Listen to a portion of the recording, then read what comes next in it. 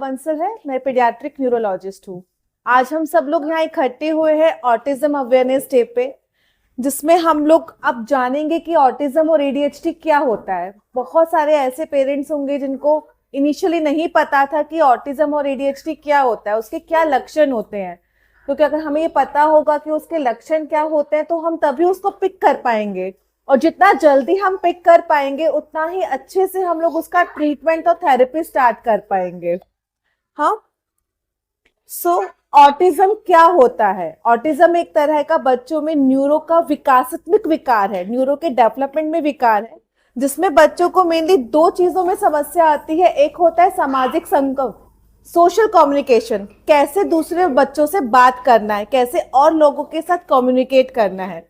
और दूसरा होता है व्यवहार की समस्या, जिसमें बच्चे बार बार एक ही चीज को दोहराते रहते हैं। अभी जो हमारी जितनी भी स्टडीज हुआ है उसमें बताया है कि अभी ऑटिज्म और एडीएचडी बहुत ज्यादा बढ़ गया है। 50 बच्चों में से एक बच्चे को ऑटिज्म और एडीएचडी की समस्या होती है। और कोविड के बाद क्योंकि बच्चे घर में रहे थे, टीवी मोबाइल फोन बहुत देखा था, बाहर निकलने पे उनके पाबंद था, तो ऐसा करके एडीएचडी और ऑटिज्म काफी बढ़ गया है बच्चों के अंदर। पेरेंट्स पूछते हैं ऑटिज्म और एडीएचडी के कारण क्या है, तो इसमें बहुत सारे होते हैं। कुछ बच्चे जो समय से पहले होते हैं, जिनका जन्म 9 महीने से पहले हो जाता है, या जन्म पे जिन बच्चों का वजन कम होता है।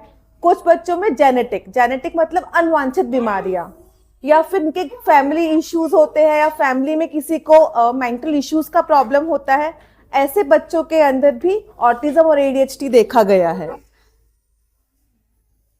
सो अगर आप पहला पिक्चर देखोगे जिसमें सिर्फ ग्रीन एरोज बने, ये एक नॉर्मल ब्रेन का काम करना। नॉर्मल ब्रेन ऐसे काम करता है एक डायरेक्शन में, लेकिन ऑटिज्म और एडीएचडी के अंदर ऐसे जल्दी जल्दी जल्दी जल्दी जल्दी जल्दी विदाउट एनी डायरेक्शन। तभी वो बच्चे नहीं समझ पाते कि हमें किस टाइम पे कहां पे फोकस करना है।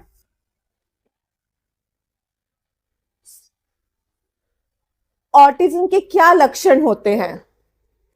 अपने नाम के प्रति प्रतिक्रिया नहीं देना। हम बोलते हैं कि बच्चे को नाम से बुलाते तो कभी सुनता है कभी नहीं सुनता, 10 में से 2 बार वो रिस्पॉन्ड करता है। हाँ, आंखों से आंखें नहीं मिलाता, इशारे से चीजें नहीं बताएगा, अन्य बच्चों के साथ खेलते नहीं है, रिटर्न में स्माइल नहीं देते हैं। आप उनकी तरफ स्माइल करके बात करना चाहेंगे तो वो आपको वापस से स्माइल नहीं करेंगे। अन्य बच्चों के साथ खेलने में कमी और आपसी बातचीत का अभाव। रोल प्ले वाले गेम्स, जैसे पहले बच्चे होते थे, अगर मम्मी खाना बना रही है तो वो भी खाना बनाएंगे, पापा ऑफिस जाते हैं तो वो भी रेडी होके ऑफिस जाते थे। लेकिन ऐसे बच्चे ये वाले गेम प्ले नहीं करते।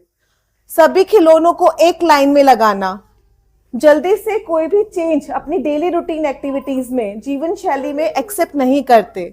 गोल गोल घूमना या गोल गोल घूमने वाली चीजों को देखकर खुश होना, हर चीज को सूंघ कर देखना, ये सारे ऑटिज्म के लक्षण हैं।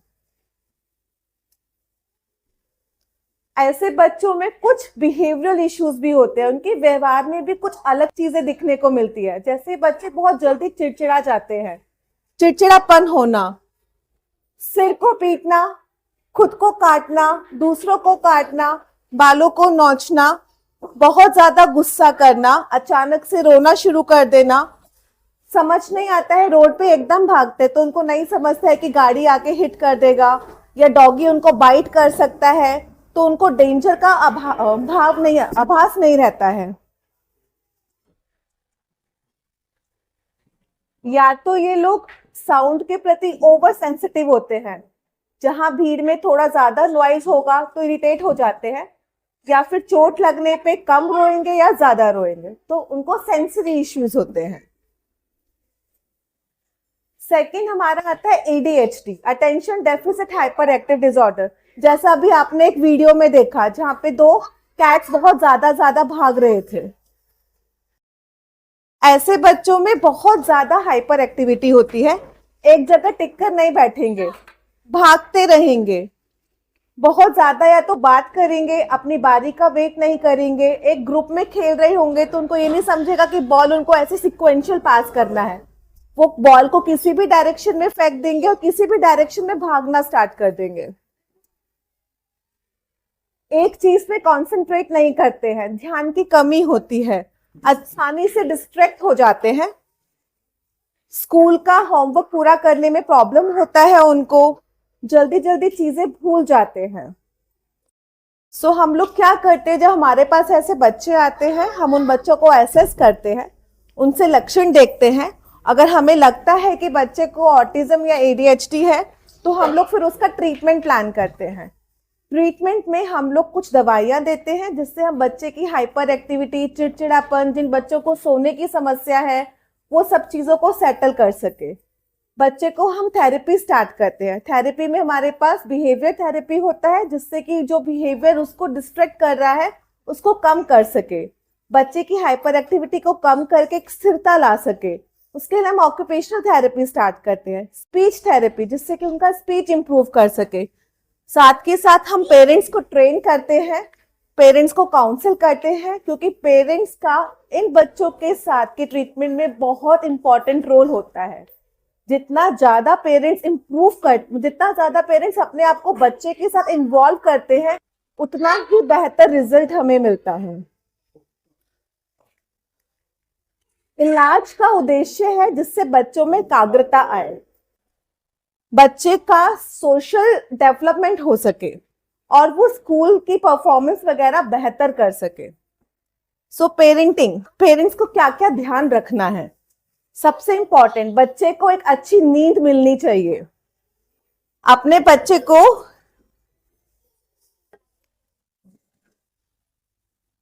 बच्चे को बहुत सारा प्यार करें, बहुत सारा स्नेह दिखाए। उनको ऐसे ही सारी चीजें बहुत पसंद आती है, जैसे उनको गले लगाना, उनको चूमना, उनका कंधा थपथपाना, अच्छी चीजों के लिए शाबाशी देना। ऐसा करने से बच्चे अच्छी चीजों के लिए प्रोत्साहित होते हैं।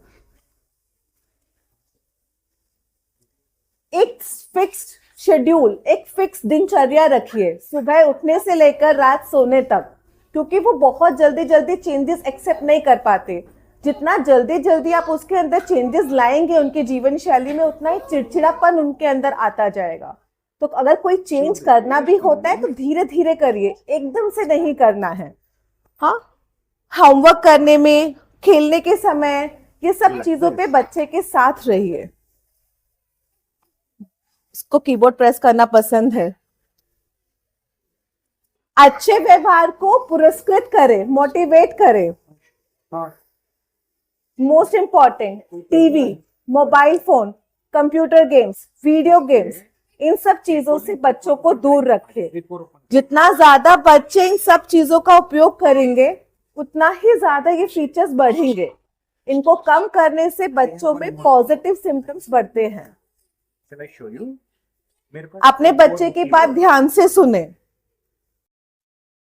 और जो बहुत कॉमनली आप लोग पूछते हैं कि बच्चे को खाने में क्या क्या दे सकते हैं, आप बच्चों को खाने में सब कुछ दे सकते हैं। जैसा खाना आप लोग अपने घर में खाते हैं सेम बच्चे को दीजिए, लेकिन थोड़ा शुगर अमाउंट कम करना है, मीठा कम देना है। बाहर की candies, soda drinks, cold drinks, chocolates, ये आपको कम करना है, क्योंकि ये सब चीजें ऑटिज्म के लक्षण को इंक्रीज करती है।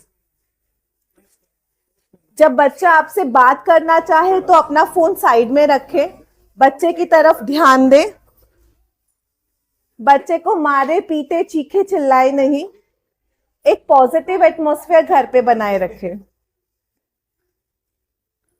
बच्चों के साथ कौन कौन सी आप गतिविधियां कर सकते हैं?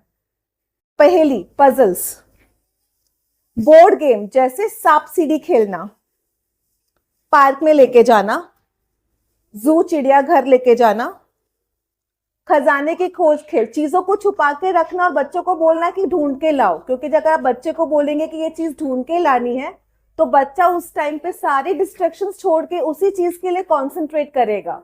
जितना ज्यादा वो डिस्ट्रैक्शंस अवॉइड करेगा उतनी ज्यादा उसकी कॉन्सेंट्रेट करने की जो पावर है वो बढ़ेगी। चित्र बनाना या रंगना, क्या नहीं करना है?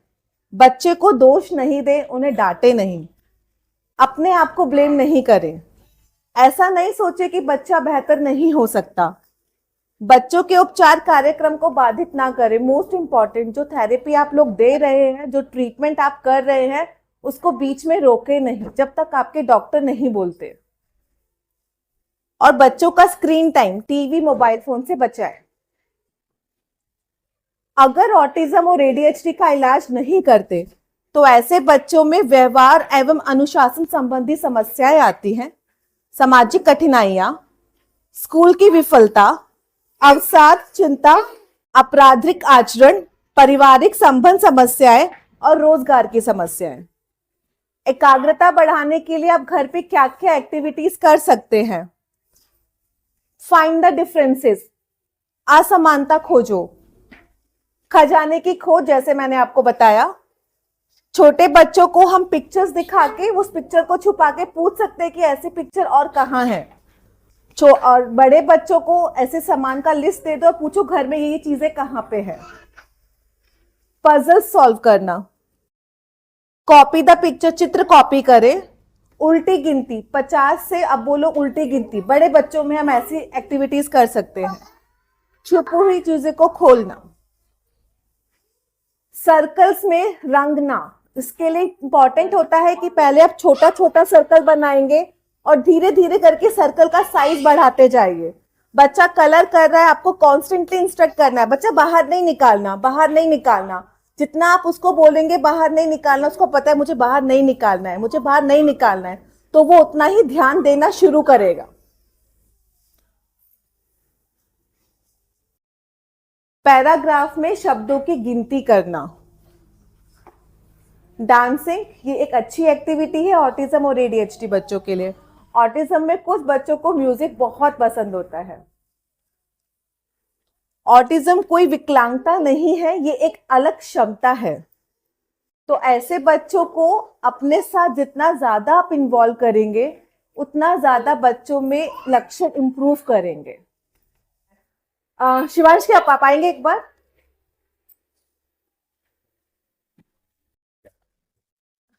आज ये आपको बताएंगे कि बच्चे की ट्रीटमेंट और थेरेपी से इन्हें बच्चे में कितना फर्क और क्या क्या इंप्रूवमेंट दिखता है। सभी को नमस्कार, मेरा नाम मुकेश दीक्षित है। मैं मैम के पास पिछले 1 साल से बच्चे का अपने ट्रीटमेंट करा रहा हूँ।